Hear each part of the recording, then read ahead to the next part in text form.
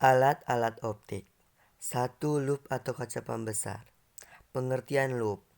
Lup merupakan alat optik yang terdiri atas sebuah lensa cembung dipergunakan untuk melihat tampak lebih jelas atau lebih besar dari ukuran sebenarnya.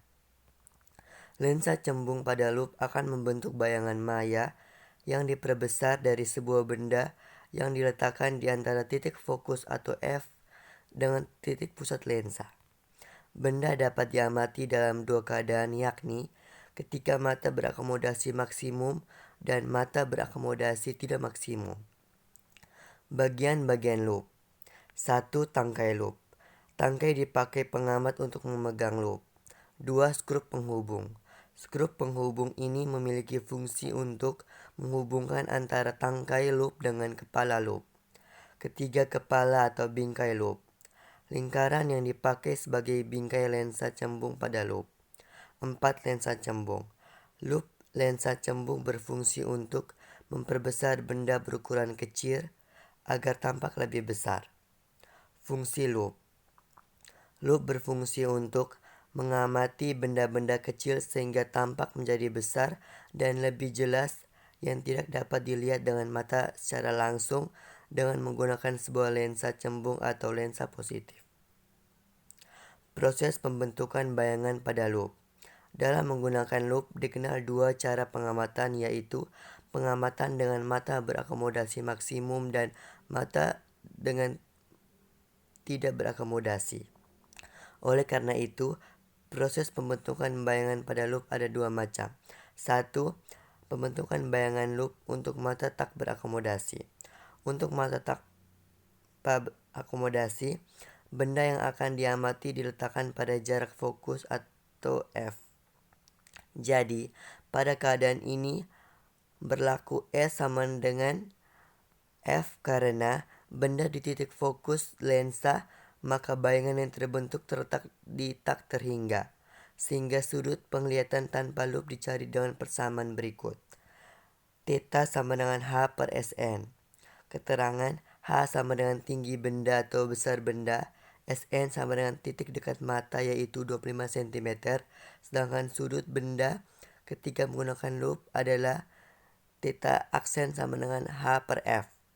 Dengan demikian, perbesaran anguler oleh lup untuk mata tidak berakomodasi dapat dihitung dengan rumus sebagai berikut. M theta sama dengan theta aksen per theta.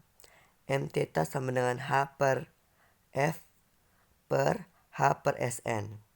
M theta sama dengan Sn per F. Proses pembentukan bayangan oleh lup ketika mata tidak berakomodasi diperhatikan pada gambar berikut.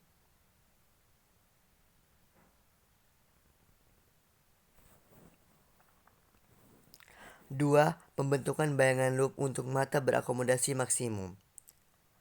Pada pengamatan dengan mata berakomodasi maksimum, bayangan yang terbentuk harus berada di dekat mata. Jadi, pada kasus ini, sudut penglihatan pada lup adalah theta sama dengan H per Sn. Berdasarkan hukum pembiasan, kita memperoleh persamaan berikut. 1 per S tambah 1 per S aksen sama dengan 1 per F1 per S tambah 1 per min Sn. Sama dengan 1 per F1 per S sama dengan Sn tambah F per Sn. Dari persamaan tersebut kita mendapatkan sudut penglihatan dengan menggunakan lup sebagai berikut. Theta aksen sama dengan H per S theta aksen sama dengan Sn tambah F per Sn F kali H. Jadi, pembesaran anguler oleh lup untuk mata berakomodasi maksimum dapat dicari dengan persamaan sebagai berikut. M theta sama dengan theta aksen per theta. M theta sama dengan Sn tambah F per F. Theta aksen sama dengan Sn per F tambah 1. Untuk mata normal, nilai Sn atau jarak baca normal adalah 25 cm. Proses pembentukan bayangan pada lup untuk pengamatan dengan mata berakomodasi maksimum diperlihatkan pada gambar berikut ini. Kedua, mikroskop. Pengertian mikroskop.